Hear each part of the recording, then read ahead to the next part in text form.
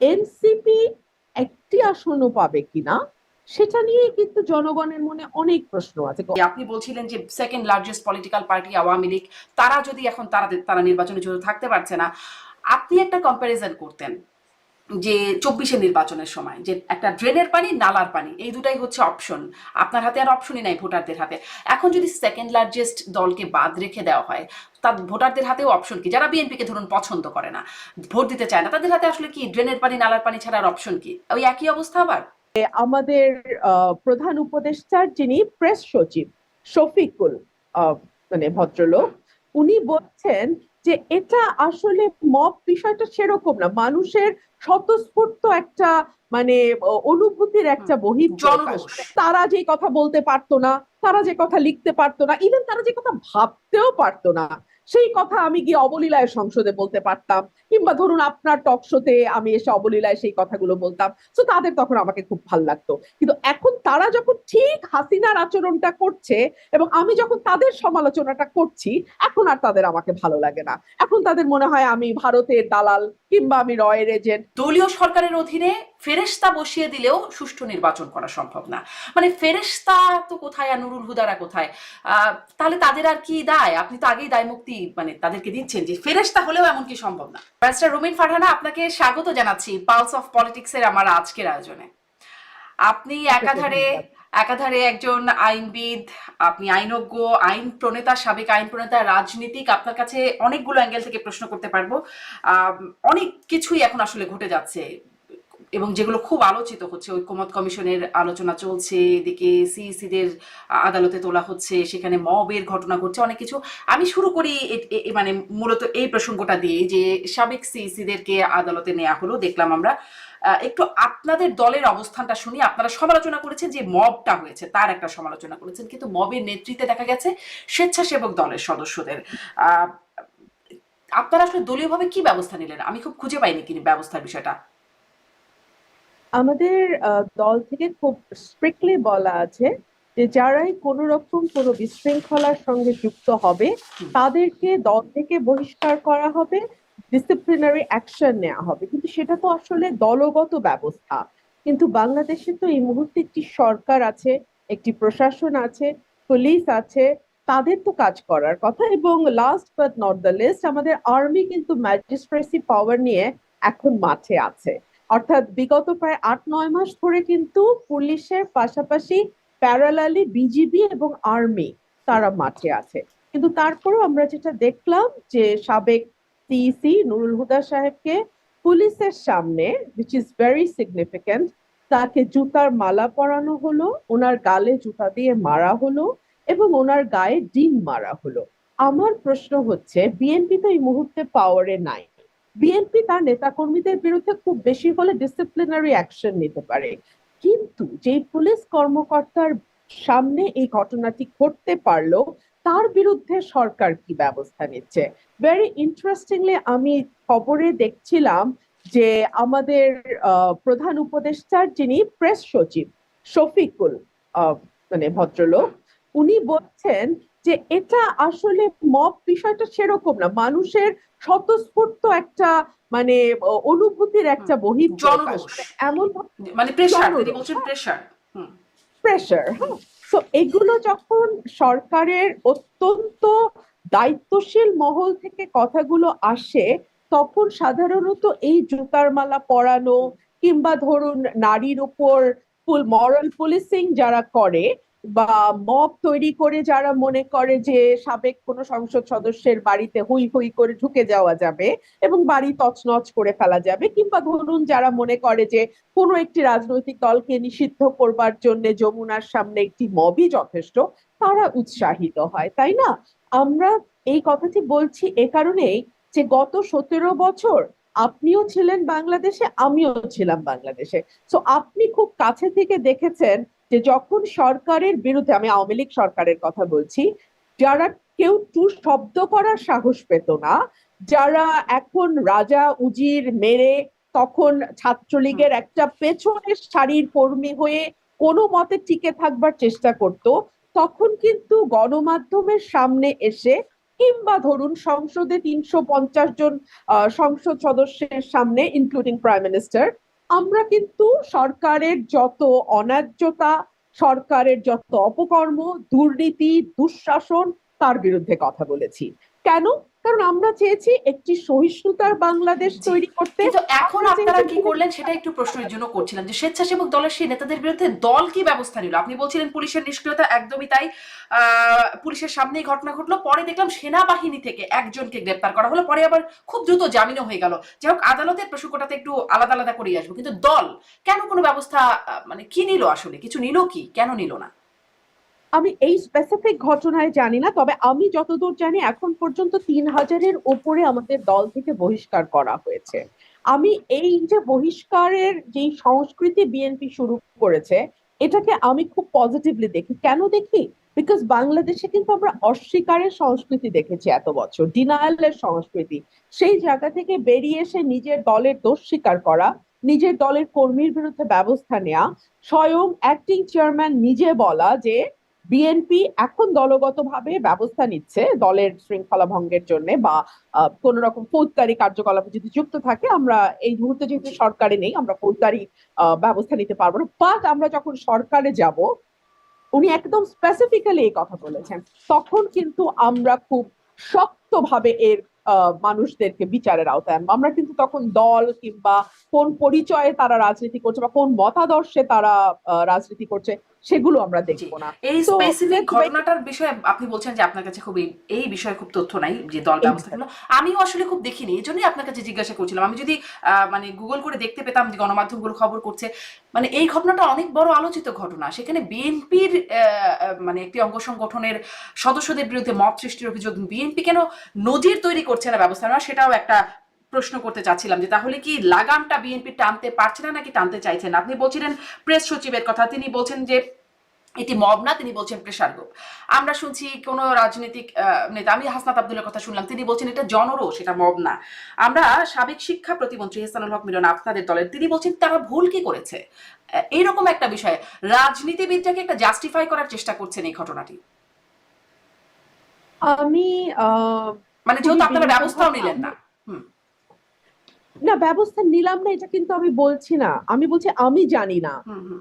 আপনি বলছেন আপনিও ঠিক চোখে হ্যাঁ, পড়েনি আমি আপনার। খুঁজছিলাম। ব্যবস্থা নেওয়া হয়েছে বলেই আমার ধারণা, বিকজ এত বড় ঘটনায় ব্যবস্থা নেওয়া হবে না, hmm. It is very unlikely. Because আমরা দেখছি কোন ভুজুঙ্গুমারিতে দুই পক্ষের মারামারি, সেখানেও দল ব্যবস্থা হুম। নিচ্ছে। হুম। কিংবা কোথায় সালথা বা নলিন্দাতে কোনো একটা সমস্যা হচ্ছে, সেখানেও দল ব্যবস্থা নিচ্ছে। সেইখানে এত বড় একটি ঘটনা যেখানে দল তার দলীয় বিবৃতির মাধ্যমে মববাজির নিন্দা জানিয়েছে, অ্যাক্টিং চেয়ারম্যান স্বয়ং বলেছেন যে বাংলাদেশে একটা মবক্রেসি তৈরি করে অরাজকতার দিকে দেশকে ঠেলে দেওয়ার চেষ্টা হচ্ছে, যেখানে স্বয়ং অ্যাক্টিং চেয়ারম্যান নিজে বলেছেন এই কথা, সেখানে এই ঘটনায় কোনো ব্যবস্থা নেওয়া হয়নি বলে আমার মনে হয় না। একদম আমারও তাই একদম মনে হতে, মানে মনে হওয়ার কথাই ছিল, এজন্য আমি বারবার খুঁজছিলাম কোনো জায়গায় আমি আসলে দেখছি না। যদি ব্যবস্থা নেওয়া হতো এই ঘটনাটা নিশ্চয়ই খুব জলজলে করে দেখা যেত যে বিএনপি তাদের বহিষ্কার করলো বা কিছু, আমিও পাচ্ছিলাম না আসলে। এমন ব্যবস্থা কিভাবে হয় যেটি দৃশ্যমানই হয় না, তাহলে ব্যবস্থাটাই কি হয়? আপনার কাছে একটু আইনগত জায়গাটিতেও আসি যে আসলে আপনি কি এটা, যেহেতু আপনি এখন আদালত অঙ্গনে অনেক বেশি যাচ্ছেন ঘুরছেন, আম, এদের বিরুদ্ধে আসলে কি অপরাধ? আমরা জানি নুরুল হুদা বা 3 নির্বাচন কমিশনার, তারা বিতর্কিত নির্বাচন, রাতের ভোট, আমি দামি অনেক অভিযোগ তাদের বিরুদ্ধে, এটা আমরা রাস্তায় অভিযোগ করি, টকশোতে অভিযোগ করি। আইনগত অভিযোগগুলো কি? তাদের আসলে কি মামলা তাদের বিরুদ্ধে হলো? দেখুন, ওনাদের বিরুদ্ধে কি মামলা হয়েছে সেটা ওনাদের আইনজীবীরা বলতে পারবে, কোন ধারায় হয়েছে বা কোন প্রসিডিংসে হয়েছে আমি জানি না। তবে আমি এটুকু বলতে পারি যে বাংলাদেশের কোনো আইনে, হুম। বাংলাদেশের সংবিধানে, সর্বোচ্চ আইন বাংলাদেশের সংবিধান, কোথাও কোনো ব্যক্তিকে এই ক্ষমতা দেয়া হয় না যে সে কোনো অভিযুক্ত আসামিকে এভাবে পাবলিকলি ডিহিউম্যানাইজ করতে হুম। পারে। হ্যাঁ, যদি তার মানে আইন ওরকম হয়, যদি সে অপরাধ সেরকম করে, তাহলে বাংলাদেশের সর্বোচ্চ যেই শাস্তি মৃত্যুদণ্ড, সেটাও হতে পারে। মানে আমি হুম। তর্কের খাতিরে বলছি, কিন্তু মৃত্যুদণ্ড যে আসামির রায় হয়, তাকেও কিন্তু আপনি এইভাবে জুতো মারা, জুতার মালা পরানো, ডিম ছোড়া, এগুলো আপনি করতে পারেন না। আমি জানি বাংলাদেশে 5ই অগস্টের পরে অনেক সাহসী যোদ্ধার আবির্ভাব হয়েছে মঞ্চে, যারা দীর্ঘ সময় গত 17 বছর ঘরের কোনায় বাথরুমের আড়ালে মুখ লুকিয়ে থাকতেন, তারা এখন বিপুল বিক্রমে এসে ফেসবুকে গালাগালি করবেন, আমাকে বলবেন আমি ফ্যাসিস্টের দোসর। এখন তো নতুন শুরু হয়েছে, আগে ছিল রাজাকারের দোসর, এখন হয়েছে ফ্যাসিস্টের দোসর, তাই না? তো তাইলে আমরা ব্যবস্থাটা বদলালাম কোথায়? আমার প্রশ্নটা আসলে সামগ্রিক চিত্র নিয়ে। আমি আসলে স্পেসিফিক নুরুল হুদা সাহেব কিংবা ধরুন আহ আহ যেই হিন্দু ভদ্রলোক এবং তার ছেলেকে ধর্ম অবমাননার দায়ে জনসমক্ষে মারধর করে পুলিশে দেয়া হলো, কিংবা ধরুন মববাজি করে আইন পরিবর্তন করা হলো, আমি এই স্পেসিফিক ঘটনাগুলোর দিকে না গিয়ে আমি যদি সামগ্রিক চিত্রটার দিকে তাকাই, আপনার কি মনে হয় না যে চিত্রটা একেবারেই হতাশাজনক? এবং আমরা যে পরিবর্তনের জন্য লড়াইটা করেছিলাম, আমি আমি আমার ব্যক্তিগত কথা বলতে পারি, আমি 17 বছর লড়াই করেছি, মানে 15 বছর তো বটেই, ঠিক আছে? আমি আমার প্রফেশন একদিকে ফেলে দিয়ে আমি যুদ্ধটা চালিয়েছি।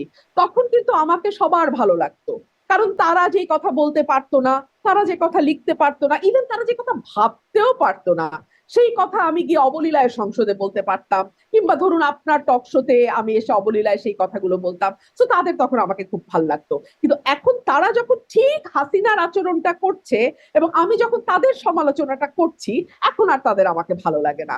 এখন তাদের মনে হয় আমি ভারতের দালাল, কিংবা আমি রয়ের এজেন্ট, কিংবা আমি ফ্যাসিস্টের দোসর, ইত্যাদি ইত্যাদি। তো আমি আসলে সামগ্রিক চিত্রটা দেখতে চাইছি, এবং সেখানে হতাশা ছাড়া আমার চোখে তেমন খুব সিগনিফিকেন্ট আপনি কিছু কি আপনার পড়ছে না। দল নিয়েও হতাশ হন? মানে দলের লাগাম টানা যাচ্ছে না, এটা একটা মানে অভিযোগ যদি থাকে, বা এরকম ঘটনায় দৃশ্যমান নজির সৃষ্টি করা যাচ্ছে না, বরং একরকম বিভিন্ন মহল থেকে একরকম প্রশ্রয় দেয়া হচ্ছে রাজনীতিবিদ, আপনার দলের রাজনীতিক শুরু থেকে শুরু করে বিভিন্ন দলের রাজনীতিক, প্রবাসী ইউটিউবার বাহবা দিচ্ছেন একরকম, যারা মব সৃষ্টি করে এরকম ঘটনা ঘটালো? আমি আমি প্রবাসী ইউটিউবার বা অন্য রাজনীতিকদের ব্যাপারে কথা না বলি, এটা আপনার দলের যার ব্যাপারে যার। হতাশ? আমার দলের ব্যাপারে আমি বলছি, আমার দলের ব্যাপারে আমি আশাবাদী। কেন আশাবাদী? কারণ আহ একটা ইংরেজিতে একটা কথা আছে না, যে বেড়ালের গলায় ঘন্টা বাঁধবে কে? আমাদের কিন্তু ঘন্টা বাঁধার প্রক্রিয়াটা শুরু হয়েছে। আমি সেই জায়গাটাতে মানে আশাবাদী। মবের ধরুন নেতৃত্ব দিয়ে মব সৃষ্টি করার পরে তো ঘন্টা না বাঁধা না হলো না, না না নজির হলো না? না না না না না না না না না না না না না, don't get me wrong, no no, not at all. 3,000 লোককে বহিষ্কার করে আপনি বুঝতে পারেন এই দলটি যখন আর কেউ করেছে, অনুপ্রবেশকারী করেছে, আওয়ামী লীগের দোসর করেছে, আওয়ামী লীগ বিএনপি বেশে এসে করেছে, এই ইত্যাদি যদি কিন্তু অজুহাত না দিয়ে তারা যখন ঝাড়া হাত পা বহিষ্কার করে, তখন কিন্তু তারা একই সাথে স্বীকার করে, অর্থাৎ তারা মেনে নেয় যে হ্যাঁ অপরাধ হয়েছে, এবং তারা একই সঙ্গে এই বার্তাটাও তার দলকে দেয় যে আমরা কিন্তু ডিনায়াল মোডে নাই, অস্বীকারের মোডে নাই। এবং 3 হচ্ছে, যেই 3,000 জন বহিষ্কার হয়েছে, তুমি যদি একই কাজ করো, তুমি কিন্তু 3,001 নম্বর হতে পারো। আপনি আমাকে মানে মানে ইনএভিটেবলি যে প্রশ্নটা করবেন সেটা হচ্ছে তাতে আসলে কতটুকু কুল রক্ষা করা গেল। আমি আপনাকে উত্তরে বলবো যে সময় কিন্তু 53 বছরের মাত্র 1 বছর শুরু হয়েছে, তাও 1 বছর পুরো হয়নি। ভারপ্রাপ্ত চেয়ারম্যান এখনো দেশে ফিরতে পারেননি, বিএনপি এখনো একটা নির্বাচন আদায় করতে পারেনি, বাংলাদেশে এখনো কোনো নির্বাচিত সরকার রাষ্ট্র পরিচালনার দায়িত্বে নাই। সো অনেকগুলো পাজল কিন্তু এলোমেলো। এই জিনিসগুলো যদি মোটা দাগে ঠিক জায়গায় আসে, ধরুন একটি নির্বাচিত সরকার আসলো, ধরুন রাজনৈতিক দলগুলো তাদের রাজনীতি করার স্পেস পেল, মানে যেভাবে একটা ডেমোক্রেটিক গভর্নমেন্টের সময় হয়ে থাকে, এগুলো যখন পুরো দমে শুরু হবে এবং প্রশাসন একটি নির্বাচিত সরকারের অধীনে, আমি ডে 1 থেকে বলেছি, বেটার কাজ করে দেন একটা অনির্বাচিত সরকার। বিকজ অনির্বাচিত সরকারে আনসার্টেনটি থাকে, তারা যে কোনো দিন চলে যাবে, তখন আসলে আমাদের কি হবে, ইত্যাদি ইত্যাদি। আমরা সবসময় পছন্দ করে একটা স্টেবল দলীয় সরকারের অধীনে কাজ করতে। এখন এটার ভালো হোক মন্দ হোক, দ্যাট ইজ দ্য রিয়ালিটি। তো এই জায়গায় দাঁড়িয়ে আমার মনে হয় যে পাজল গুলো খুব ছড়ানো ছিটানো, এগুলো যখন কিছুটা মোটা দাগে একসাথে মিলবে, তখন আমার পক্ষে আপনার এই প্রশ্নের উত্তর দেওয়াটা আরো অনেকখানি ট্রান্সপারেন্ট হবে, আমার সামনে মানে চিত্রটা আপনি মনে পরিষ্কার করছেন যে হবে। রাজনৈতিক দল ক্ষমতায় গেলে, বা আপনারাও যখন ক্ষমতায় যাবেন, তখন লাগাম টানতে আপনাদের জন্য সুবিধা হবে, যেটি এখন হচ্ছে না? সুবিধা হবে, আচ্ছা, খুব আমি সুবিধা একটু হবে। এই প্রশ্নে যাই যে আমরা দেখলাম যে রাষ্ট্রদ্রোহের মামলাও যুক্ত হয়েছে এখন সাবেক সিইসিদের বিরুদ্ধে। রাষ্ট্রদ্রোহের সংজ্ঞাটাও আমি একটু পড়বার চেষ্টা করছিলাম, আর একবার একটু দেখার চেষ্টা করছিলাম কিভাবে আসলে তাদের বিরুদ্ধে রাষ্ট্রদ্রোহ মামলা হয়। সেটি যারা মামলা দায়ের করেছে, মামলা পরিচালনা করবে, তাদের পক্ষেই বলা মানে সম্ভব। আপনারা তবে এতদিন হ্যাঁ, পরে মামলাটা করলেন কেন? বিএনপির পক্ষ থেকে তো মামলা হলো প্রথমে তাদের তাদের বিরুদ্ধে। দেখুন, এটা তো অস্বীকার করবার কোনো উপায় নাই হুম, যে 14, 18 এবং 24 যে তিনটি নির্বাচন হয়েছে, সেই তিনটি নির্বাচন ভয়াবহ রকম কারচুপিপূর্ণ, এবং সেই তিনটি নির্বাচন মোটা দাগে, এবং বিশেষ করে 18 নির্বাচন, হুম, হ্যাঁ, হুম, নুরুলহুদার অধীনে যে নির্বাচন, সেটা ভয়াবহ নির্বাচন, মানে মধ্যরাতের নির্বাচন। সেই নির্বাচনে তো আসলে বিএনপি অংশ নিয়েছিল, তাই না? তো এই তিনটি নির্বাচন বাংলাদেশের ইতিহাসে কলঙ্কিত নির্বাচন। এবং এই তিনটি নির্বাচন কমিশনের অধীনে এই তিনটি নির্বাচন হয়েছে, তারা কিন্তু প্রত্যেকেই শপথবদ্ধ কমিশনার যে তারা বাংলাদেশে একটি প্রত্যক্ষ ভোটে, মানুষের প্রত্যক্ষ ভোটে নির্বাচিত সরকারের কাছে আহ, মানে হুম, ক্ষমতা যাবে আর কি, মানে তারাই মেজরিটি পাবে। কিন্তু মানুষের প্রত্যক্ষ ভোট হতে হবে। যদি নির্বাচন কমিশনাররা তাদের এই শপথ রক্ষা করতে না পারেন, যদি নির্বাচন কমিশনাররা মনে করেন তাদের উপর ভীষণ রকম চাপ আছে, সরকারের চাপ আছে, এজেন্সির চাপ আছে, প্রশাসনের চাপ আছে, তারা সরে যেতেন।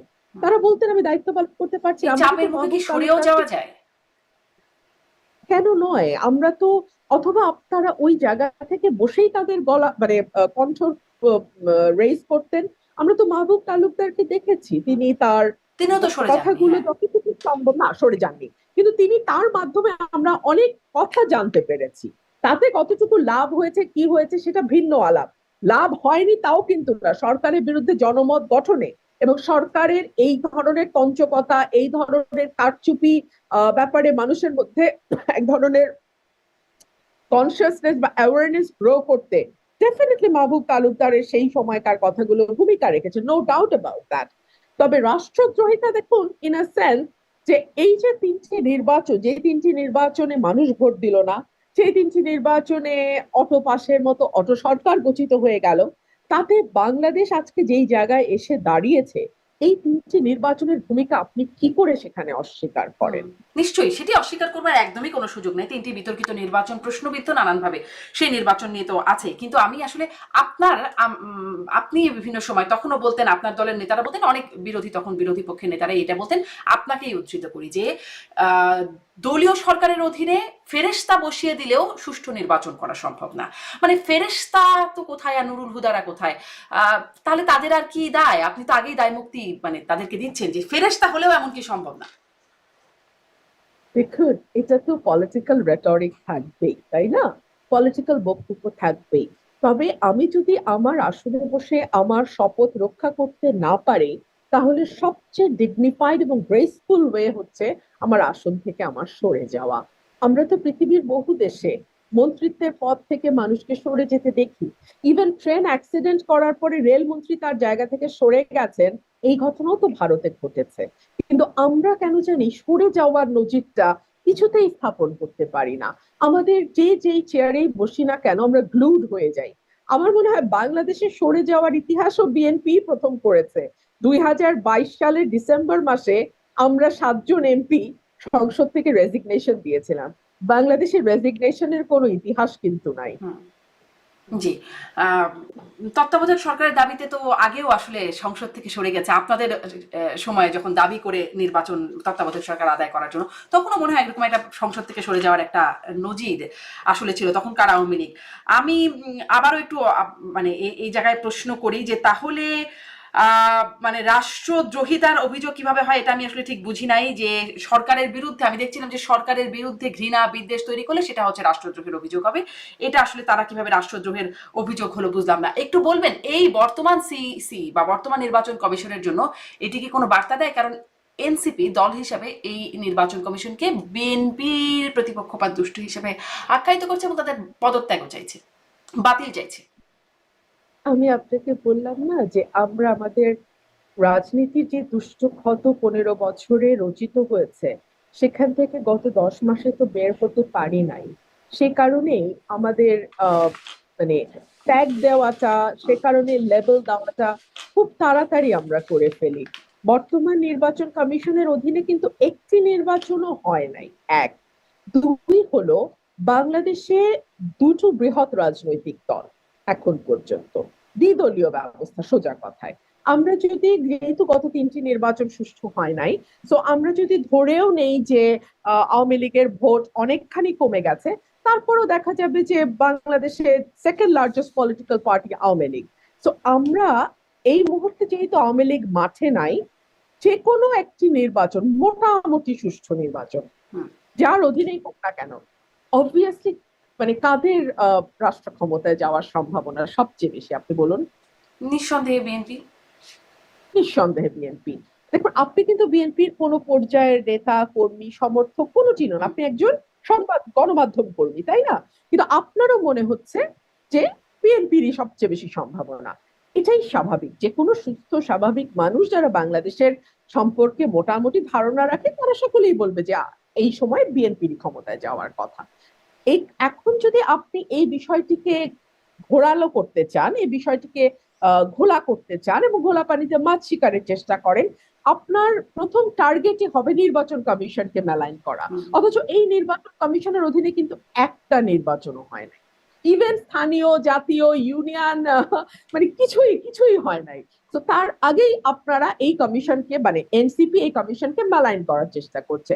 অথচ অথচ আমি আপনাকে বলি, মানে বাংলাদেশে যদি মোটামুটি একটা ভোট হয় এবং সেখানে আওয়ামী লীগ ভোটে অংশ না নেয়, তাহলে বিএনপির পরে দ্বিতীয় যাদের আসন পাওয়ার কথা সেটা হচ্ছে ইসলামিক দলগুলো যে জোট বা ঐক্য তৈরি করেছে তাদের।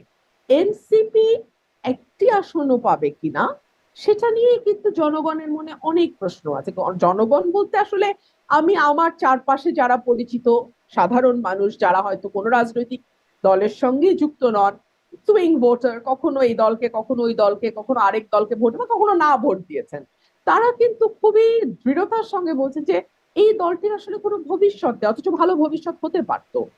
আর আমাদের আগের নির্বাচন কমিশনারদের বিরুদ্ধে যে মামলা হয়েছে, সেটা ডেফিনেটলি ডেফিনেটলি আগামী দিনে যারা নির্বাচন কমিশনার হিসেবে কাজ করবে তাদের জন্য একটা শক্ত বার্তা তো দেবে বটেই। কিন্তু তাদের মধ্যেও মানে আমি এটাও জানতে চাইবো যে সিইসির সাথে প্রধান উপদেষ্টার বৈঠক হলো, সেখানেও আসলে কি সেটাকেও আপনারা কিভাবে দেখছেন, সেটাকে সেই বিষয়ে খোলাসা হতে চান। সালাউদ্দিন আমাদের বক্তব্য আমরা শুনেছি, কিন্তু তাদেরও এরকম জুতার মালা পরার ভয় ঢুকবে কিনা যদি আদেশ না মানেন, বা আদেশ মানতে গিয়ে অন্যদের বিদ্বেষে পরিণত হন, জুতার মালা ডিম খাওয়া বা জুতার বাড়ি খাওয়া, এই ভয় নিয়ে কি আসলে চলতে হবে সামনে? আসলে কেউ মানে তাদের মধ্যে ইম্প্যাক্টটা কেমন পড়বে সেটা একটা প্রশ্ন। সেটাতে সেটাতে যাবার আগে আমি ভাবছিলাম আমি আরেকটা বিষয় একটু আপনার কাছ থেকে জেনেই আসবো কিনা, যে আপনি বলছিলেন যে second largest political party Awami League, তারা যদি এখন তারা নির্বাচনে জড়িত থাকতে পারছে না, আপনি একটা কম্প্যারিজন করতেন যে 24-এর নির্বাচনের সময় যে একটা ড্রেনের পানি, নালার পানি, এই দুটাই হচ্ছে অপশন, আপনার হাতে আর অপশনই নাই ভোটারদের হাতে। এখন যদি সেকেন্ড লার্জেস্ট দলকে বাদ রেখে দেওয়া হয়, তার ভোটারদের হাতেও অপশন কি? যারা বিএনপিকে ধরুন পছন্দ করে না, ভোট দিতে চায় না, তাদের হাতে আসলে কি ড্রেনের পানি, নালার পানি ছাড়া আর অপশন কি? ওই একই অবস্থা আবার?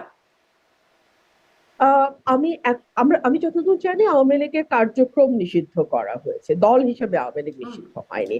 এবং আওয়ামী লীগের নির্বাচনে অংশগ্রহণের ব্যাপারে সম্ভবত বলা হয়েছে যে এই ব্যাপারে নির্বাচন কমিশন সিদ্ধান্ত নেবে যে তারা নির্বাচনে অংশ নিতে পারবে কি পারবে না।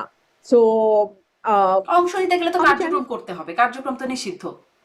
হ্যাঁ। তো আমরা এখনো 8 মাস বাকি নির্বাচনের, বা 7 মাস বাকি। তো 7 মাস এখন পর্যন্ত মনে হচ্ছে যে এটা হবে না, নির্বাচনে অংশ নিতে পারবে না।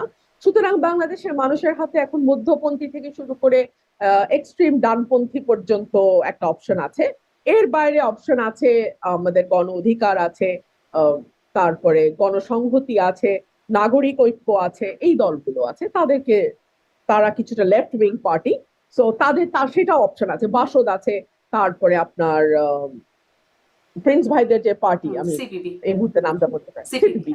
সিপিবি আছে, সিপিবি, বাসদ, এরা আছে, এই লেফট উইংটা আছে।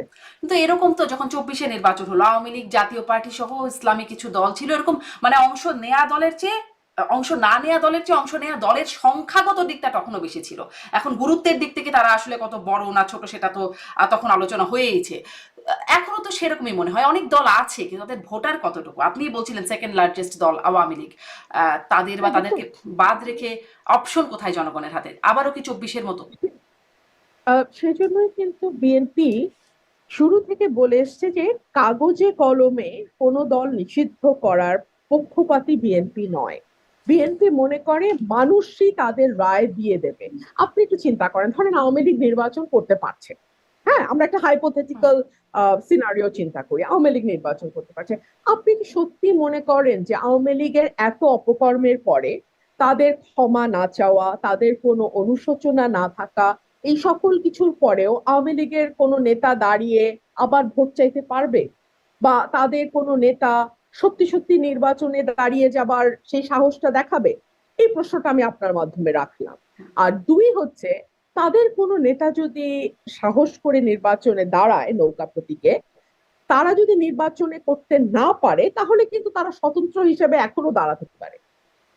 আপনি বুঝতে পারছেন ব্যাপারটা? জি। যদি নৌকা মার্কা তারা সাহস করে নির্বাচন করতে পারে, তাহলে যদি দল কোনো কারণে নির্বাচন করতে না পারে বা দলকে নির্বাচন করতে দেয়া না হয়, তখন তারা স্বতন্ত্র প্রার্থী হিসেবে দাঁড়াবে যদি তাদের সেই সৎ সাহস থাকে। হুম। কিন্তু আমি তো দেখতে পাচ্ছি শারমিন, আওয়ামী লীগের নেতারা বিদেশে বসে বিদেশি চ্যানেলে টকশো করা ছাড়া দেশের মাটিতে বসে একজন সুশীল বুদ্ধিজীবী যে আওয়ামী লীগের লেজ ধরে গত 17 বছর আমাদের বিরুদ্ধে যাতা করেছে টকশোতে বসে, এই আপনার আপনার শোতে ঠিক না, মানে অনেক টেলিভিশনের টকশোতে আমরা দেখেছি যে একজন বিএনপি, একজন কড়া আওয়ামী লীগ পদধারী নেতা, সেই সঙ্গে একজন আওয়ামী লীগ বংশীবাদক থাকতো। তো সেই বংশীবাদকটি কোথায় এখন? মানে আমি গত 10 মাসে একজন বংশীবাদকেরও দেখা পেলাম না যে ব্যাকগ্রাউন্ড মিউজিকেও আওয়ামী লীগের পক্ষে দুটো কথা বলবে। এটা তো আসলে একটা দলের জন্য যেভাবে বিরাট স্বৈরাচারের দোষর ফেইলিয়ার। ট্যাগ দিয়ে মবের মত শিকার হতে হচ্ছে, যদি কেউ চায়ও, ধরেন এখন হয়তো সে সে নিজের আখের গোছানোর জন্য চাইছেও না, সুবিধাবাদী গোষ্ঠী তারা হয়তো সুবিধা নেবার আবারও চেষ্টা করছে, যদি কেউ চায়ও সেই সুযোগটা কি তাদের আছে বংশী বাজানোর? আপনি আমাকে একটা ভালো প্রশ্ন করেছেন, এই সুযোগে আমি আপনাকে একটা কথা বলি। বাংলাদেশে একটা সময় বিএনপির পক্ষে কথা বলার মতন কিন্তু পুলিশের মামলা হামলা, গুম, মিথ্যা মামলা, কারাগারে নেয়া, কেউ কথা বলতে পারতো না। কিন্তু তারপরেও কিন্তু বিএনপি মানে একজন একজন না একজন প্রেজেন্ট থাকতো টকশোতে। হুম। ফর এক্সাম্পল, আমি 12 সাল থেকে লাগাতার বিএনপির পক্ষে বলে গেছি। আমরা দেখেছি পিয়াস করিম স্যার সেই সময় ভীষণ ভোকাল ছিলেন। হুম। আই এম টকিং অ্যাবাউট 2010, 11, 12 হুম। এর কথা, হ্যাঁ। আমি সেই সময় আমার আরো কিছু সহকর্মীর কথা বলতে পারি যারা কিন্তু লাগাতার কথা বলে গেছে। কিন্তু আওয়ামী লীগে আমরা তো দলে থেকে দল করে, আমার নামে তো হত্যা মামলাও আছে, কিন্তু কথা তো বন্ধ হয় নাই। কিন্তু এখন কেন আমরা একজন মানে বংশীবাদক আওয়ামী লীগের পাই না? এটা কিন্তু ফুড ফর থট, এটাকে আপনি উড়িয়ে দিলে হবে না, আপনি এটা কি মনে ভাবার করেন বিষয় আসলে আছে। কেন পান না? মানে আওয়ামী লীগের লোকজন বিদেশি চ্যানেলে, আপনি বলছিলেন তারা সেখানে যদি কথা বলতে চায় এবং কথা বলতে আগ্রহী হয়, দেশি চ্যানেলে তারা যায় না নাকি সুযোগ পায় না? তাদেরকে ডাকে না, তাদেরকে ডাকতে বাধা দেওয়া হয়? আমি আমি আমি আমি কিন্তু ব্যক্তিগতভাবে চ্যানেলগুলোর সাথে কথা বলেছি, চ্যানেলগুলো কিন্তু অ্যাপ্রোচ করে না, তাদেরকে, অ্যাপ্রোচ বাট করলে তারা তারা আসতে অ্যাপ্রোচ রাজি করলে না। কথা বলবেন না কেন? বরং তারা বিবিসিতে কথা বলছেন, বিভিন্ন জায়গায় কথা তো বলছেনই, এমন তো না যে কথা বলতে চান না। কেন বলছেন না আমার ধারণা, তারা খুব ভালো করে জানেন দেশের মাটিতে যারা আছেন তাদেরকে তো চ্যানেলে গিয়ে কথা বলতে হবে আসলে, তাই না? না, ও তো জুমে তারা খুব কানেক্টেড হতে পারেন। ভালো করে, আপনি যেভাবে হচ্ছেন আমার সাথে।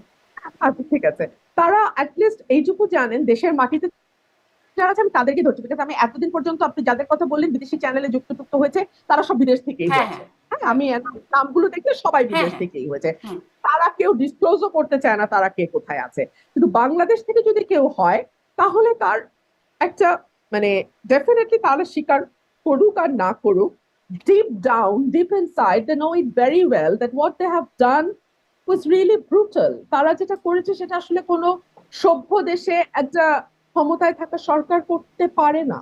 So they know it very well, এবং এটার কনসিকুয়েন্স এখন এখন অনেকেই বলবেন যে ওই রকম একটা ঘটনা যেটা 1.5 মাসে 1.5 হাজার মানুষকে মেরে ফেলা, জাতিসংঘের রিপোর্ট বলছে, কিংবা ধরুন 20 হাজার মানুষ পঙ্গু হয়ে যাওয়া, তো এইরকম ঘটনার সঙ্গে যারা যুক্ত, তাদের যারা যে কজন দেশেও আছে, তারা সত্যি তাদের তো মানে ভয় না থাকলেও ভয় পাওয়ার কথা। যদি কোনো ভয় নাও থাকে তারপরও ভিতর থেকে তাদের একটা ভয় থাকার কথা যে oh my god what we have done, এবং আমাদের নেতৃত্ব পালিয়ে গেছেন এবং গিয়ে তার মধ্যে কোনো রকম কোনো অনুশোচনা, কোনো রকম কোনো দ্বিধা, কোনো রকম কিছু নাই, তিনি এক মাথা গুনছেন যে একে একে একে একে একে একে আমি ফাঁসি দিব। তো এইগুলো তো আসলে একটা পলিটিক্যাল দলের ইয়ে হয় না, তাই না? একটা পলিটিক্যাল দল তো আসলে এইভাবে হওয়ার কথা না। জি, তা তো বটেই, সেটা তো হবার কথাই না। কিন্তু আমি আসলে এটাও জানতে চাইছিলাম যে তারা যদি চায় তাদের কথা বলার সুযোগটা কোথায়? তাদের রাজনৈতিক কর্মকাণ্ডও নিষিদ্ধ, গণমাধ্যমেও খুব তাদের অ্যাক্সেস নাই। আচ্ছা আমি আপনাকে বলি, গণমাধ্যমে তাদের অ্যাক্সেস নাই, কথা বলা নিষিদ্ধ। আপনার নিশ্চয়ই মনে আছে যখন সব বন্ধ হলো আমি আমার নিজের একটা চ্যানেল রুমিনস ভয়েস খুলে নিজে নিজে কথা বলতাম, বলেছেন, হ্যাঁ। সেটাও তো তারা করতে পারেন, তাই না? আমরা কিন্তু তাদের কাউকে সেরকম তেমন বলেন মনে দেখিনি। হয় এরকম দু একজনের কথা, তারপরে সেখান থেকে বেছে বেছে সংবাদ করা হয়। আমি দেখি গণমাধ্যমে সেখান থেকে সংবাদ হয়। আম, সাবেক প্রতিমন্ত্রী, তথ্য প্রতিমন্ত্রী আরাফাত, তার কথাও বিভিন্ন জায়গায়, বিবিসি সহ বিভিন্ন জায়গায় তাদের সেখান থেকে কথা বলেন। যাই হোক, সেটা তারা কতটুকু বলেন বলেন না, সেটি না হয় তাদের উপরে ছেড়ে দিলাম। কিন্তু আমার মানে তারা রাজনীতি করুক বা না করুক সেটি বিষয় না।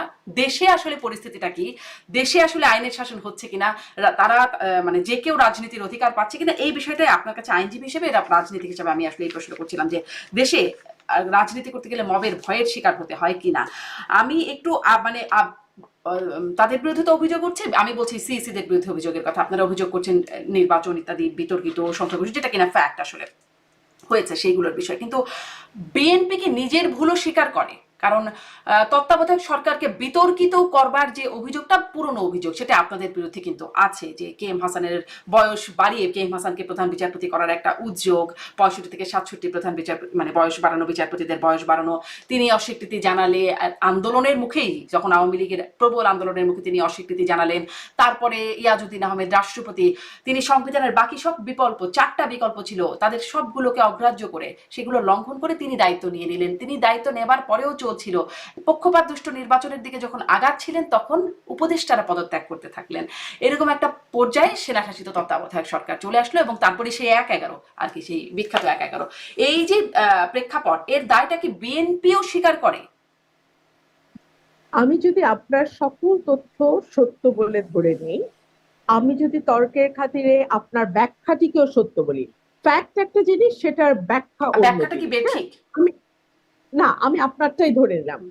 ব্যাখ্যাটা তো আমার ব্যাখ্যা আমি দেবো, আপনারটা আপনি আমি দেবেন, গণমাধ্যমগুলো, আরেকজন সবগুলো দিবেন। গণমাধ্যম, মানে এই তথ্যটাতে সব গণমাধ্যমে দেয়। আপনি তথ্যটা দিচ্ছেন, হ্যাঁ, হ্যাঁ, হ্যাঁ। আমি ব্যাখ্যাটাও সরিয়ে রাখলাম। তথ্য অনুযায়ী যদি সবকিছু আমি স্বীকার করে নেই, বিএনপি কি তার মূল্য 17 বছর ধরে দেয় নাই? এটা এক। তো স্বেচ্ছায় দেয় নাই। দুই হলো, হুম। দুই 1/11 প্রেক্ষাপট তৈরি হওয়ার পরে, 1/11 পরে যেই 2008-এর নির্বাচন, সেই নির্বাচনটিকে দেশি এবং বিদেশি ষড়যন্ত্রের ফসল হিসেবে আমরা দেখি। হুম। সেটা এবং তার ধারাবাহিকতায় 14, 18, 24, সেই তো একটা ধারাবাহিক চেইনের মতো, হ্যাঁ। তো কেউ তো আর স্বেচ্ছায় গিয়ে গুম হয় না, কেউ তো আর স্বেচ্ছায় গিয়ে বিচার বহির্ভূত হত্যার শিকার হয় না, সে মানে অনিচ্ছাই তো হয়, তাই না? কিন্তু হয়েছে তো বিএনপি, মাসুল তো দিয়েছে বিএনপি, তাই না? তো আপনি যেটুকু ভুল করবেন তাহলে কি তার এই 17 মাসুল, বছর মাসুল দিয়েছে আসলে বিএনপি? আমি যদি আপনার তথ্যগুলোর সাথে একমত হয়ে আপনার ব্যাখ্যাকে আমার ব্যাখ্যা হিসেবে ধরি, তাহলে তর্কের খাতিরে আমি বলতেই পারি আপনার কথা এবং আপনার ব্যাখ্যা যদি সঠিক হয়, তাহলে তার প্রেক্ষিতে বিএনপি 17 আপনি কি এই বছর ধরে তথ্যকে তো চ্যালেঞ্জ রাজত্ব। করেন, নাকি মেনে নিয়েই বলছেন যে মাসুল হয়েছে তাহলে? বিচারপতিদের বয়স বাড়ানো নিশ্চয়ই হয়েছে, হুম। কিন্তু সেটি কেন হয়েছে, সেই সময় আইনমন্ত্রীর মনের ভিতরে কি ছিল, সেই সময় প্রধানমন্ত্রীর চিন্তার জগতে কি ছিল, সেটা তো আমি বলতে পারবো না। সেটা তো আইনমন্ত্রী তৎকালীন মওদুদ আহমেদ এবং প্রধানমন্ত্রী দেশনেত্রী বেগম খালেদা জিয়াই জানেন। এটা তো আর আমি বলতে পারবো না তাদের মনের মধ্যে কি ছিল। বিচারপতিদের বয়স বাড়ানো হয়েছে, নিশ্চয়ই বাড়ানো সব হয়েছে। মানে এখন পলিটিক্যাল আপনি, অ্যানালিস্টদের কথা তো আমরা আমলে নেই, এখনো নেই, এখনো যারা মানে বিশ্লেষণ করেন তাদের কথা আমরা আমলে নেই। তখনকার কথাও যদি নেই, সবাই কিন্তু এই ব্যাখ্যাটা করেন। মহিউদ্দিন খান আলমগীরের কথা যদি ধরি, তারপরে আমি দেখছিলাম মানে মহিউদ্দিন বিবিসি খান ভয়েস ওভার, আলমগীর, মহিউদ্দিন খান আলমগীর, কি যেন নাম ওনার, জাসুদের উত্থান পতন বিখ্যাত বইটা লিখেছেন যিনি, মহিউদ্দিন আহমেদ, আমি দুঃখিত, একটু ভুল হয়ে গেছে নাম বলতে। জি, জি, মাফ করবেন আপা। এখন যেটাই হোক, হ্যাঁ, আমি যদি মহিউদ্দিন আহমেদের ব্যাখ্যাও সঠিক হুম। ধরে, এটা আমার ব্যাখ্যা না, এটা মহিউদ্দিন আহমেদের ব্যাখ্যা। হুম তার ব্যাখ্যাও যদি আমি সঠিক ধরে নেই, তাহলে তো ডেফিনেটলি এটাকে আপনার মাসুল বলতেই হবে। তাহলে আপনি চিন্তা করেন, 2 বছর বয়স বাড়ানোর মাসুল যদি 17 বছর হয়, তাহলে এই 17 বছরে বিএনপির 1.5 লক্ষ নেতা কর্মীকে সকাল বিকাল মামলা দেয়া, বিএনপির চেয়ারপারসনকে 77 বছরের সলিটারি কনফাইনমেন্টে নেওয়া, বাড়ি ছাড়া করা, বিএনপি নেতাদের গুম করা, হত্যা করা, এবং last but not the least, এই 1.5 মাসে 1,500 মানুষকে হত্যা করা এবং 20,000-এর উপরে আহত করা, অন্ধ করা। এটার মাসুল আওয়ামী লীগকে কত বছর দিতে হবে? অবশ্যই দিতে সেই হবে। সংখ্যা কারচুপিপূর্ণ নির্বাচন আছে, উইদাউট অনুশোচনা তাদের বড় বড় কথা বলা আছে, দেশ থেকে পালিয়ে যাওয়া আছে, অনেক কিছু আছে। হুম তো তাইলে বোঝেন, 2 বছরের মাসুল যদি 2 বছর বাড়ানোর মাসুল, তাও সেটার অর্থ ভিতরে তাদের কি ছিল না না তারাই জানে। ব্যাস রুমিন ফারহানা, 2 বছর বাড়ানোর তো অপরাধ না। 2 বছর বাড়িয়ে মানে অপরাধের যদি বলি বা অভিযোগের জায়গাটা যদি হয়, সেটা হচ্ছে তত্ত্বাবধায়ক সরকার ব্যবস্থাকে বিতর্কিত করা, যে সেখানে ইয়াজউদ্দিন আহমেদ এসে সংবিধানের ধারাগুলোকে মানে অনুচ্ছেদগুলোকে আমলে না নিয়ে, তাই নয় 2 কি? বছরের ব্যবস্থা হচ্ছে যাতে কেএম হাসান স্যারকে চিফ কেয়ারটেকার গভর্নমেন্ট করা যায়, হ্যাঁ এই তো কথাটা। হ্যাঁ। আচ্ছা, এখন তারপর 2 তিনি যখন না বছর হলেন, তখন ইয়াজউদ্দিন আহমেদ হয়ে গেলেন। অন্যান্য অন্যান্য ইয়েগুলো এক্সস্ট করা হয়নি প্রপারলি, এটা একটা দাবি আছে। হ্যাঁ আমি যদি পাল্টা বলি, সেই সময় যারা ছিলেন, মানে জাস্ট ইমিডিয়েট আগের বিচারপতি, প্রধান বিচারপতি যারা ছিলেন, তারা রাজি হন নাই হয়েছে। তাদেরকে অ্যাপ্রোচই তো করা হয় লাস্ট, নাই। আহা, আমার জানা মতে অ্যাপ্রোচ করা হয়েছে। কোনো গণমাধ্যম কেন সেটা দেখুন, জানে না? আমি কিভাবে বলবো? আমার তো মনে হয় তখনকার গণমাধ্যমে আছে যে তারা না বলেছে। এখন আপনাকে তাহলে 17 বছর আগের গণমাধ্যমে হ্যাঁ, আমি যেতে হবে, আসলে তাই এটা আমার দেখছিলাম। সামনে আমি ওই সময় আমার সামনে গণমাধ্যম তো এখন সুযোগ হয়ে গেছে, ডিজিটাল প্ল্যাটফর্ম। আমি আসলে ওখানেই দেখছিলাম সবগুলো, এবং আমি দেশীয় গণমাধ্যম বাদ দিয়ে মানে একটু আন্তর্জাতিক, BBC Bangla, voice of America, Deutsche Welle, এই গণমাধ্যমগুলো আমি খুব খোঁজ নিচ্ছিলাম। একটাতেও এরকম দেখা যায়নি তাদেরকে অ্যাপ্রোচ করা হয়েছে। প্রত্যেকটাতে একই কথা বলছে যে তাদেরকে সবগুলো বিকল্পকে বাদ দিয়ে ইয়াজউদ্দিন আহমেদ ক্ষমতা নিয়ে নিলেন। আমি জানি না, আমার সামনে এখন পত্রিকা নাই, আপনার তথ্যের উপর ভিত্তি করে আমাকে বলতে হবে।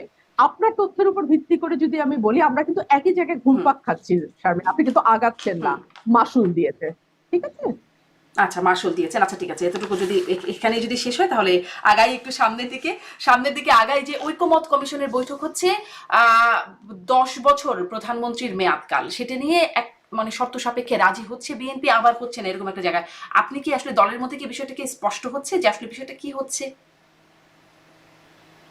বুঝিনি, মানে আবার বলেন। প্রধানমন্ত্রীর মেয়াদ নিয়ে বিএনপি আসলে ছাড় দেবে, তার সাথে সাংবিধানিক মানে নিয়োগ সংক্রান্ত প্রতিষ্ঠান, এর সম্পর্ক কি, মানে এটা মানলে এটা হবে, এরকম কেন হচ্ছে? আপনি তো লয়ার স্টুডেন্ট, আমি যতদূর জানি নেগোসিয়েশনে এটাই হয়। হুম নেগোসিয়েশনে আপনি যখন একটা কিছু ছাড়েন, আপনি এক্সপেক্ট করেন আরেকজনের কাছ থেকে আপনি আরেকটা কিছু অ্যাচিভ করবেন, হুম সেজন্য আপনি ছাড়টা দেন। এভাবেই একটা নেগোসিয়েশন আগায়। যেহেতু এখন ঐক্যমতের যেই আলোচনা চলছে সরকারের সঙ্গে এবং অন্য রাজনৈতিক দলগুলোর সঙ্গে, that is nothing but negotiation. নেগোসিয়েশনে আমরা একটা পয়েন্টে ছাড় দেব so that we can gain another point. এভাবেই আমরা বলছি যে ঠিক আছে, আমরা 10 বছর মেনে নিচ্ছি, একজন প্রধানমন্ত্রী 10 বছর সর্বোচ্চ থাকতে পারবেন, কিন্তু তার বিনিময়ে আমরা সাংবিধানিক সংস্কার, কি বলে, এনসিসি আমরা মানতে এনসিসি। রাজি না। হুম হ্যাঁ, ন্যাশনাল কনস্টিটিউয়েন্ট হ্যাঁ, কাউন্সিল সম্ভবত। তো তো সেটা হলেই বা ওরকম একটা মানে ওটা বাদ দিয়ে একটা কমিটির কথাও বলা হচ্ছে, এটা হলে আসলে সমস্যাটা কি? যদি সাংবিধানিক সমস্যাটা নিয়োগগুলো কি? হয়, বলছে যে নির্বাহী ক্ষমতা, বিএনপি বলছে নির্বাহী ক্ষমতা কমানোর একটা প্রক্রিয়া চলছে, কেন সেটা মানে মনে হচ্ছে? আহ, আমি আমি আমি এনসিসির মেম্বার গুলো দেখছিলাম, প্রধানমন্ত্রী, লিডার অফ দি অপোজিশন, বিরোধী দলীয় নেতা, রাষ্ট্রপতি, speaker, deputy speaker, whereas speaker থাকবে সরকারি দল থেকে, ডেপুটি থাকবে বিরোধী দল থেকে। হ্যাঁ, আর আরেকটা দেখলাম স্পিকার, ডেপুটি স্পিকার, প্রধান বিচারপতি। তো তাহলে এই সংস্থাটি কোনোদিন কোনো বিষয়ে একমত হতে পারবে? আমার প্রশ্ন। আমার মনে হয় পারবে না। আপনার মনে হতে পারে পারবে, আমার মনে হয় পারবে না।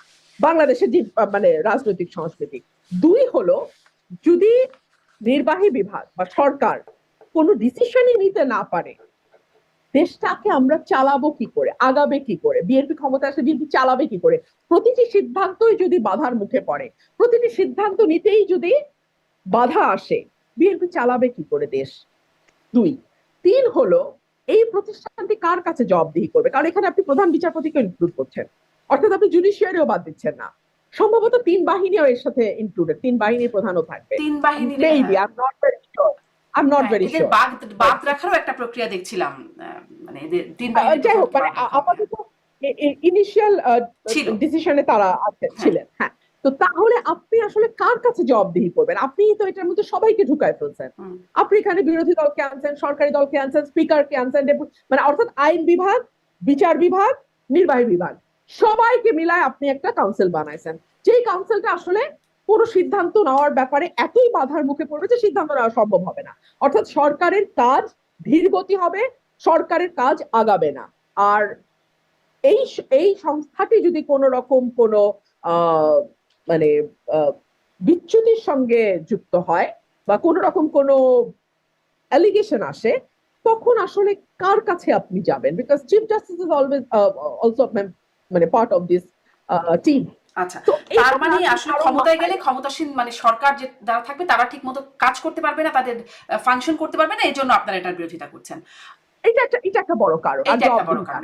আর 10 বছর প্রধানমন্ত্রীর মেয়াদ, এটি আসলে আপনারা কেন এখানে আটকে যাচ্ছিলেন?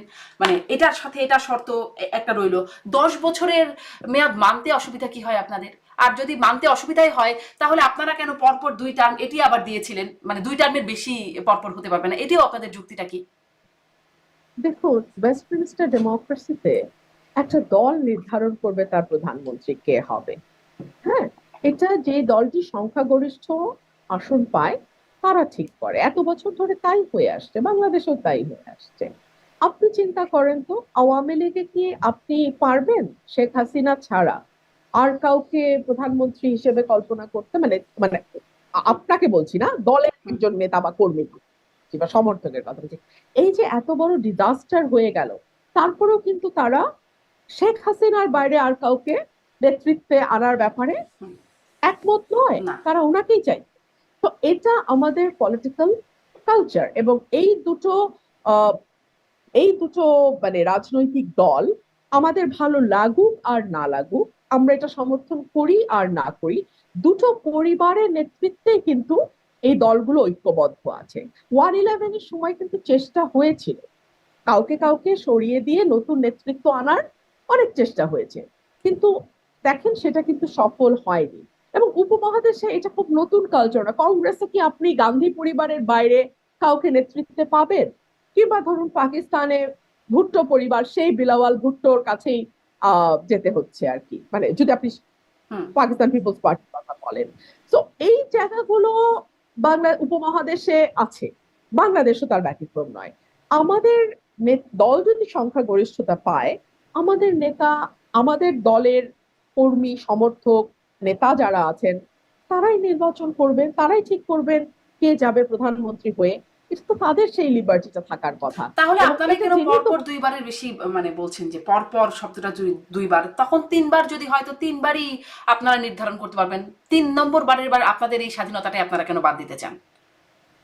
আমরা বাদ দিতে চেয়েছি এই কারণেই যে একটা দাবি তো উঠেছে, তো আমরা পুরোপুরি আউটরাইট নেগেটিভে যাই নাই, আমরা একটা মধ্যপন্থায় এই দাবি ওঠার আগেই তো আপনাদের 31 দফাতেই তো এটা আছে, তাই না? হ্যাঁ হ্যাঁ আছে, আছে।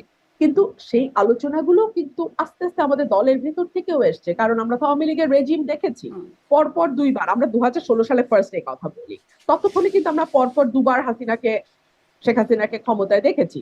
তো প্রথমবারের মতো বিএনপি কিন্তু, দেশনেত্রী বেগম খালেদা জিয়াই কিন্তু ভিশন 2030-তে বলেন যে ঠিক আছে, পরপর 2 বারের বেশি প্রধানমন্ত্রী এক ব্যক্তি হবেন না, গ্যাপ দিয়ে আবারও হবেন। তো সকল কিছু বিবেচনা করেই সেই সময় এই কথাটি বলা হয়েছে। জি, মানে 3 নাম্বার বারে আপনাদের দলের নির্বাচনের করার সেই স্বাধীনতার জায়গায় আপনারা ছাড় দিতে রাজি আছেন, কিন্তু মানে 2 বার হতে হবে। খুব যুক্তিটা খুব মানে দুইটা যুক্তি একটু কনফ্লিক্টিং মনে হয়, কন্ট্রাডিক্টরি মনে হয়। যাই হোক, সামনে সিদ্ধান্ত হবে ঐক্যমত কমিশনে আপনারা কতটুকু ছাড় দেন, কতটুকু ধরেন, কতটুকু কোন কোন জায়গায় শক্ত থাকেন, সেটা আমরা নিশ্চয়ই দেখব। এই যে সিএসির সাথে বৈঠকের বিষয়ে একটু জানবো বলছেন, ছোট্ট করে একটু জেনে ফেলি। এটা আপনারা বলছেন খোলাসা করতে, কেন মনে হয় এত ক্লোজ ডোর বৈঠক? মানে এটিও একটা ক্লোজ ডোর বৈঠক হলো, 1-1 তারেক রহমানের সাথে একটা বৈঠক হয়ে গেল, সেটাও ক্লোজ ডোর, 1-1 সেটার বিষয়েও আমরা খুব একটা জানতে পারলাম না, এত ক্লোজ ডোর বৈঠক কেন? বিএনপি ভারপ্রাপ্ত চেয়ারম্যানের সঙ্গে লন্ডনে যে বৈঠকটা হয়েছে তারপর কিন্তু অ্যাটলিস্ট আমরা ফেব্রুয়ারিটা জানতে পেরেছি। হুম, আমি বলবো এটা একটা বিরাট পদক্ষেপ, কারণ এই ফাঁকে আপনাকে বলে রাখি, আইএমএফ এর যে তৃতীয় এবং চতুর্থ কিস্তি আটকে ছিল দীর্ঘ সময়, সালাউদ্দিন সাহেব আমাদের অর্থ উপদেষ্টা, তিনি বলে ফেলেছেন যে যখন নির্বাচনের একটা মোটা দাগের টাইম ফ্রেম পাওয়া গেছে, তখন কিন্তু বাজেট সহায়তার অর্থ ছাড়ও শুরু হয়েছে আইএমএফ থেকে। তো বাংলাদেশের অর্থনীতির প্রেক্ষাপট বলেন কিংবা বাংলাদেশের রাজনীতির প্রেক্ষাপট বলেন, ডক্টর ইউনূসের সঙ্গে জনাব তারেক রহমানের এই বৈঠক, অর্থাৎ নির্বাচনের একটা টেন্টেটিভ টাইম আমরা যখন জানতে পারলাম, সেটা কিন্তু বাংলাদেশের জন্য একটা তার আগেও তো বিরাট। টেন্টেটিভ টাইম জানা যাচ্ছিল, সেটা হচ্ছে এপ্রিলের প্রথমার্ধে। হ্যাঁ, কিন্তু সেটা তো দল আমরা মানছিলাম না, হ্যাঁ, অনেকগুলো দল মানছিল না। আমরা আমাদের সমস্যাগুলো তুলে ধরছিলাম। আমরা তো কোনোদিন এপ্রিল মানি নাই, আমরা ডিসেম্বর চেয়েছি। তারপরে তো সেই ফেব্রুয়ারিতে চলে জায়গায় গেলেন কেন?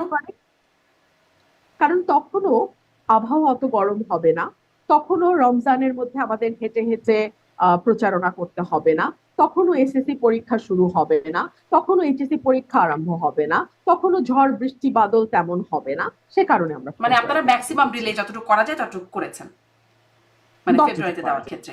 আচ্ছা, আমরা যতটুকু আচ্ছা, যতটুকু করা যায়। তো মানে সেই জায়গায় আমি শামিন একটা মিনিট, নিশ্চয়ই। সেই জায়গাটায় আমরা একটা কিছু পেয়েছি। হুম, কিন্তু গতকালকে যে বৈঠকটি হয়েছে, মানে বৃহস্পতিবার যে বৈঠকটি হয়েছে সিএসি এবং প্রধান উপদেষ্টা। চিফ অ্যাডভাইজার, আমরা জানি না, তারপরে তো আসলে আমরা এক্সপেক্ট করেছিলাম যে যেহেতু এত গুরুত্বপূর্ণ দুজন ব্যক্তির একটি বৈঠক এবং বাংলাদেশ একটি নির্বাচন আশা করছে সামনে, আমরা আশা করেছিলাম যে আমরা কোনো একটা বার্তা হয়তো পাবো, বাট এখন পর্যন্ত আমাদের কাছে স্পষ্ট কোনো বার্তা নেই। জি, ওই বার্তাটা কি স্পষ্ট হয়েছে যে ফেব্রুয়ারির প্রথমার্ধে নির্বাচনের জায়গায়? কারণ ডক্টর মোহাম্মদ ইউনূসের যে ভাষাটা, মানে যৌথ বিবৃতিতেও যে ভাষাটা, সেটা কিন্তু আগেরই মতো, প্রয়োজনীয় সংস্কার যদি এর মধ্যে শেষ করা যায়, সেই যদি প্রয়োজনীয় শব্দগুলো কিন্তু আছে। তারপরে মানে আগে আস্থা পাচ্ছিলেন না, পরে আস্থা পেয়ে গেলেন কিভাবে, বা সন্তুষ্ট হয়ে গেল কিভাবে বিএনপি? কারণ ডক্টর মোহাম্মদ ইউনূস তো বলছিলেন যে ডিসেম্বরের মধ্যে যদি সম্ভব হয় তাহলে হবে, প্রয়োজনীয় সংস্কার যদি সম্ভব হয়, মানে এগুলো তো বলছিলেনই, প্রয়োজনীয় যদি কিন্তু তবে। আমি আমি আপনার সঙ্গে একমত। This is the one way of describing the scenario. This is the one way of explaining the scenario. আমি আবার এটাকে আরেকটু অন্যভাবে ব্যাখ্যা করতে চাই। আমি এটাকে একজন রাজনৈতিক কর্মী হিসেবে আমি এটাকে আশাবাদ রাখতে চাই। আমি হোপ করতে চাই যে সার্বিক বিবেচনায় সার্বিক বিবেচনায় আমরা ফেব্রুয়ারির মধ্যে নির্বাচন হয়তো পাবো। কেন আমি বলছি, ঐক্যমত এবং সংস্কার নিয়ে তো আলাপ হয়েছে, মোটা দাগে অনেকগুলো জায়গায় কিন্তু আমরা ঐক্যমতে পৌঁছে গেছে রাজনৈতিক দলগুলো। এবং যেটা আপনি বলছিলেন যে 10 বছর এবং এনসিসির ব্যাপারটা, হ্যাঁ, প্রধানমন্ত্রী 10 বছর আর এনসিসি, একটা নেগোসিয়েশনে এসছে, আমরা কিছু ছাড় দিলাম, তারা কিছু ছাড় দিল, একটা মিডল পয়েন্টে আসলো। তো এরকম করে আমাদের হাতে এখনো 7 মাস সময় আছে। এর মধ্যে আমার মনে হয় যে সংস্কার একটা রূপরেখা পাবে। আর বিচারের কথাটা আমি একজন আইনজীবী হিসেবে বলি, বিচারের কিন্তু কোনো সময় দিয়ে নির্ধারণ করে বিচার হয় না। এটা হয় না, এটা না ফৌজদারি না দেওয়ানি, কোনো বিচার টাইম মানে এই 10 দিনে আপনাকে বিচার করে ফেলতে হবে, এটা হয় না ভাই। ইভেন যেই মামলাগুলোতে বলে 90 দিনের মধ্যে তদন্ত কার্য সম্পাদন করতে হবে, সেটারও কিন্তু আবার এক্সটেনশনের প্রভিশন থাকে, you know it well, right? তো টাইম দিয়ে বিচার হবে না, এটা ডক্টর ইউনূস বুঝবেন না তা না। তো আমার মনে হয় উনি সার্বিক বিবেচনায়, আমি আশা রাখতে চাই, এখনো 7 মাস বাকি, ডিসেম্বরে আমরা নির্বাচন, সরি ফেব্রুয়ারিতে আমরা হ্যাঁ, নির্বাচন আর কি করবো। কি নেগোসিয়েশন হলো সেই বিষয়ে কি জানা গেছে? মানে কি সমঝোতা হলো, দুই পক্ষ সন্তুষ্ট হলো 1.5 ঘন্টার বৈঠকে? এটা কি আর পরবর্তীতে কিছু জানা গেছে? আমরা অতটুকুই জানি, ফেব্রুয়ারির বিষয়টা আসছে। আমি জানি। আচ্ছা, এরপরে আর কিছু জানা যায় না, আসলে অনেক কিছু হচ্ছে কিন্তু জানা যাচ্ছে না, এজন্যই অনেক কৌতূহল, অনেক এরকম অস্পষ্টতা। বা সমীকরণ মেলানোর চেষ্টা। ইশরাক ইস্যু থেকে আপনারা ছাড় দেওয়ার একটা মানে ওই বৈঠকের পরে আমরা দেখেছি বিএনপির সুর নরম হয়েছে। আগে যে একটা আন্দোলন মানে সন্তুষ্ট হয়েছে যেহেতু বিএনপি, একটা সুর আগে যেটা শক্ত ছিল সেটা একটু নরম হয়েছে বৈঠকের পরে। ইশরাক ইস্যু থেকে আপনারা ছাড় দেওয়ার জায়গায় গেছেন? মানে সেই আন্দোলনটাও খুব চড়া একটা আন্দোলন ছিল, তারপরে এখন একটু স্তীমিত বা নাই আর কি। একটু সীমিত, হ্যাঁ। ইশরাকের ঘটনাটা আমি এটুকুই বলবো, এটি দুঃখজনক, আনফরচুনেট। এই ছেলেটি আদালতের রায় পেয়েছেন, সর্বোচ্চ আদালত থেকে রায় এনেছেন, কেবলমাত্র তার শপথটা বাকি ছিল। হুম, আমি জানি না আসিফ মাহমুদ সাহেব কেন তার শপথ পড়ানোর ব্যাপারে এতই অনিচ্ছুক ছিলেন। আচ্ছা, ধরুন তিনি একদিনের জন্য মেয়র হলেন, আমি জাস্ট তর্কের হুম। খাতিরে আপনাকে বলছি, ধরলাম তিনি একদিনের জন্য মেয়র হলেন, তাতে কি সমস্যা হতো বলেন তো?